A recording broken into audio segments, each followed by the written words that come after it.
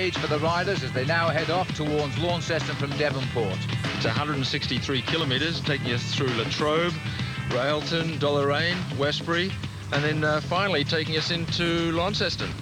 And this is the sprint now, 13 kilometres covered, the first hot spot of the day, 3 seconds time bonus to the winner of it, and it looks as though Jay Sweet is going to take it out.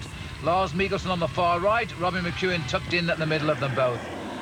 Well, the threat of rain on the horizon. The weather is not too kind at all, but what beautiful countryside it is here in Tasmania. It certainly is. Fantastic roads for a cyclist, rolling hills, but this weather here is creating a bit of a problem. Here's some of the boys going across the medium strip. Luckily, they're very experienced riders and they can handle things like this. Well, remember that yesterday 15 men gained almost 12 minutes over the main field, and there's been no reaction so far today from any of them. They're concentrating on marking one another. Ideal opportunity, Phil, for a lesser man on the overall to get away. Yes, that's right. And Roy McEwen, seeing that advantage, trying to sneak away here, is a very strong, talented rider. A rider that's really talented in many facets, but I think he's a stronger sprinter than what he'd be in a lone ride like this. But he's certainly a rider that's developing, trying to get some attention for that Olympic selection. Well, McEwen was a rider who didn't make that 15-man selection yesterday, so the field are going to give him a little bit of a lead at the moment. They've no reason to chase him. He's 12 minutes behind overall, but he's facing a breakaway of 122 kilometres, but he could gain big time. But I'm just wondering exactly why Robbie did make the break. Why was it, Robbie? I was bored.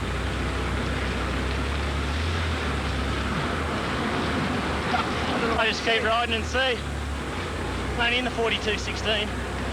A nice little low gear, Phil, to keep those legs loose, and he could well stay away because the reaction behind is still not coming. No, there's not much interest back here, but you know, the riders yesterday got such a lead. The riders that are up there on general classification, they can allow this group, at least Robbie, to get away some time like this, and I wouldn't be surprised if some other guys try and go out with him. Well, the weather's changed too, and for a man out front on his own, that could help, because the main field behind are going to dodge a lot of rain now. And look at this, and it really is most unpleasant when you're in the centre of that big pack, because a lot of water coming off the back wheels as well. Dean Rogers passing through our camera there, not looking at all happy. Damien Foster, and time to cape up too for Corrie Sweet. And there's been a crash. Well, this was to be expected because of the wet, and this is John Kent, who has a problem with his left leg, and that was quite a tumble there. Now, it doesn't look as though he's going to retire. In fact, it's Kelvin Martin here. So it's Kelvin Martin. This is another one. Josh Collingwood has gone down, the junior world champion. Jay Sweet is waiting for him.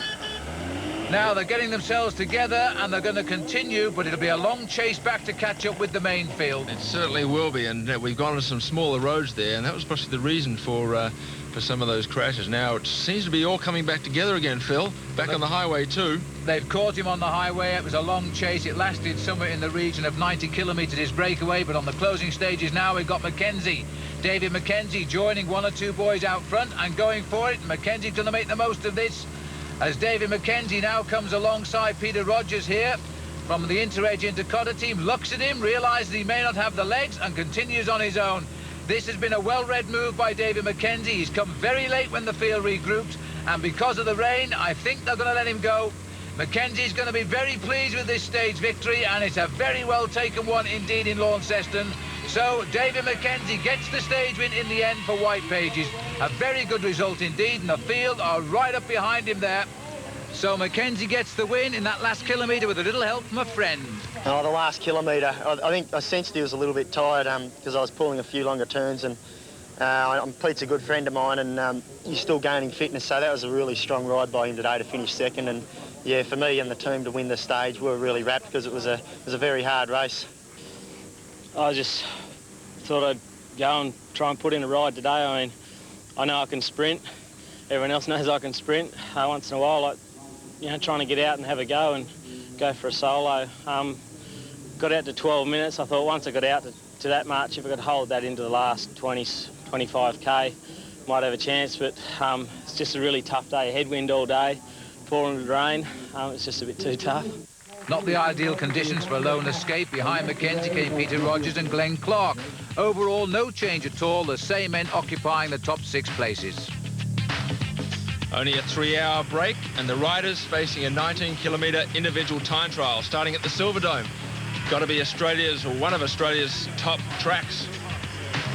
And that's in the city of Launceston. The rider's going out towards Haspen and then coming back down the dual carriageway. It's a tough test, and the weather again is unkind. It's wet outside, but this is the most crucial element of the 6 days of racing, when riders have to do it themselves and record their time, which goes to the overall classification. So the men in that vital breakaway on the first day, they must concentrate. This is Josh Collingwood, his arm bandaged from the earlier crash he had, making his start. He was first off because of that accident right there in the morning stage. And Henk Vogel's concentrating. Henk is a great time trial rider, former champion of Australia as a time trial rider. He's not going to pull back all the time he lost on day one, but he knows he can take out the stage with a very good performance, and he'll want to prove to himself he can do just that.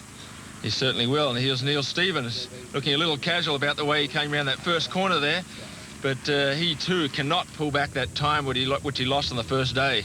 And here is the winner just 3 hours ago, David McKenzie. I should imagine those legs are going to take a little while to get warmed up. Now, a man who's among the favourites for the time trial, Patrick Jonker, moving away now, heading out to the highway. As the Henk Vogels comes up to the finish, he's going to get the best time so far, 24 minutes and 40 seconds. As Hodge makes his start, he will know now that Vogels is already back with a great time of 24 minutes 40 seconds. Stephen Hodge settling down to his time trial, and this is the polka dot leader's jersey of Tristan Preem in the mountain section. Yes, and this looks like Patrick Jonker showing us a good strong style there, but I'm not sure if he's got what it's going to take to win. Well, Jonker, in fact, punctured down the road. It's a poor time for Patrick, 25.15. Matt White, who started that winning break on day one, now going very, very well indeed. A lot to gain for Matt, a high position overall with a good time, and he knows it. Certainly a rider that's going for it, because he can actually win this race. Well, here comes Stephen Hodge now. Checks on the course say he's slightly ahead of Henk Vogels, who's done 24.40. Hodge is coming to the line now. There's the flag, 24.21 best time. So Stephen Hodge has got the best time now. This is the arrival of Glenn Mitchell, the race leader. He's going to lose the leader's yellow jersey. He's just that little bit too slow. Because of the torrential rain at the Silver Dome, the presentations were made next morning. Stephen Hodge, the winner of the time trial, ahead of Henk Vogels and Tim Christopher. Overall, there was big changes. Hodge was now the leader by 22 seconds ahead of Tristan Preem. Mitchell was down to third. The winning move in the end of stage 2 came very near the end, approaching Launceston. Robbie McEwen had been caught, Phil, but then David McKenzie sensed there was a chance. Yes, he did. He almost countered the field there.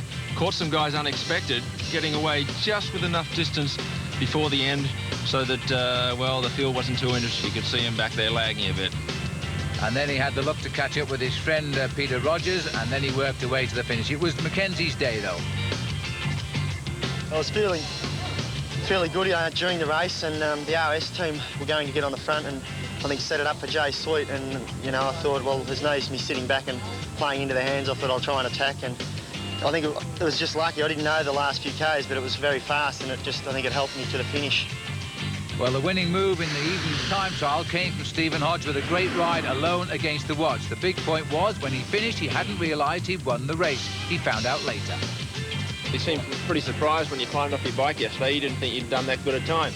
No, I felt shocking, and but you know, it's one of those things. It's funny. I mean, I've certainly done the work, and I think the preparation is what counts at this part of the year. You know, I've got done a lot more training for preparation for the European season as well as this Tour of Tasmania than I've ever done before, and I guess that's what showed. You know, the early season training. There's no secret to results. You just have to do the work. And that work has projected Hodge as the new leader of the Tour, and we'll take a break. Tonight.